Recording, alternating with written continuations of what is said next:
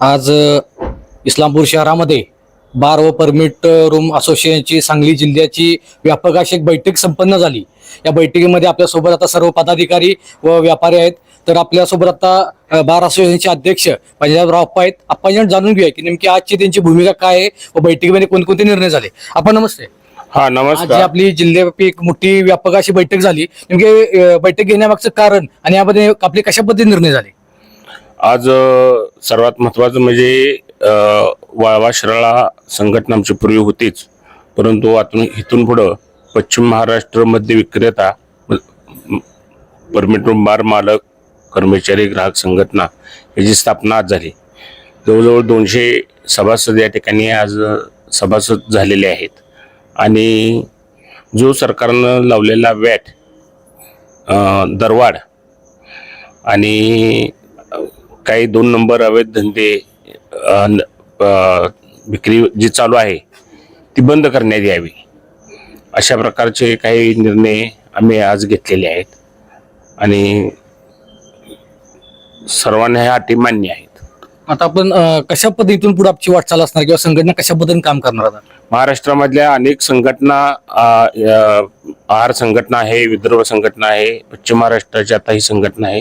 संपूर्ण संघटना एकत्र होऊन सरकारविरुद्ध अगोदर विनवणी सरकारला करून आम्ही ह्यातून काय मार्ग निघतोय का बघतोय. जर नाही सरकारनं ऐकलं तर आम्ही कोर्टामध्ये याचिका दाखल करून वॅट कमी करणे, दर कमी करणे याबाबत कोर्टामध्ये जाणार आहोत. आज पण आपली काही सरकारवर काही चर्चा झाली किंवा सरकारचे प्रतिनिधी आपल्यावर काही चर्चा करतात का.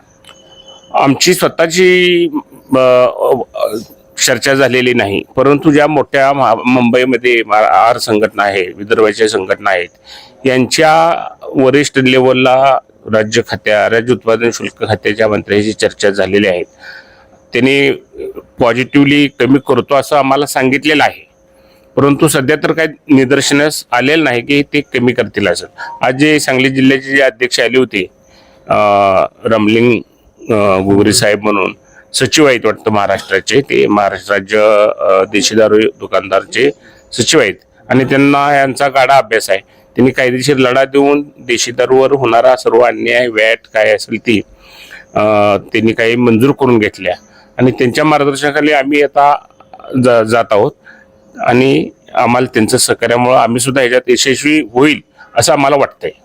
आपण एक जुने मद्य विक्रेते आहात, आपण बऱ्यापैकी याचा अनुभव आहे, पण नवीन तरुण आता या व्यवसायाकडे वळलेले किंवा काही व्यवसाय ज्यांनी घातले आहेत त्यांची आता काय परिस्थिती आहे. अतिशय वाईट परिस्थिती आहे. कर्ज काढून एक बार उभा करायला ₹1 कोटीच्या आसपास जवळजवळ खर्च येतो. जागा करणे, एनई करणे, मंजुरी करण्यापर्यंत 1 कोटीच्या आसपास जवळजवळ खर्च होतो. आणि बारचं संख्या इतकी आहे की एका बागणीसारख्या गावात 8 बार आहेत. दर 5 किलोमीटरवर एक बार आहे. त्यामुळं धंद्यामध्ये कॉम्पिटिशन जास्त आहे, पिणाऱ्यांची संख्या तशी कमी आहे आणि धंदा हा फक्त मर्यादितच 10, 15, 20, 25 हजाराच्या आसपासच होतोय काय. आणि याला खर्च मेंटेनन्स एवढा आहे. लाईट बिल, कर्मचारी हप्ते, किरकोळ खर्च, महिन्याला एका बारला ₹1,00,000 खर्च येतोच.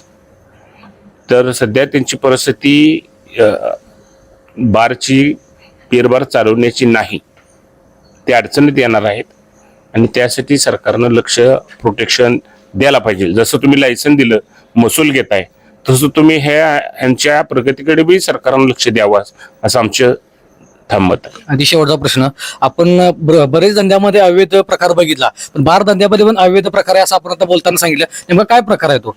अवैध धंदे म्हणजे काय, काही ठिकाणी अजून सुद्धा हातभट्टीची घरगुती दारू काढली जाते. काही लोक काय बऱ्याच ठिकाणी अड्डे आहेत.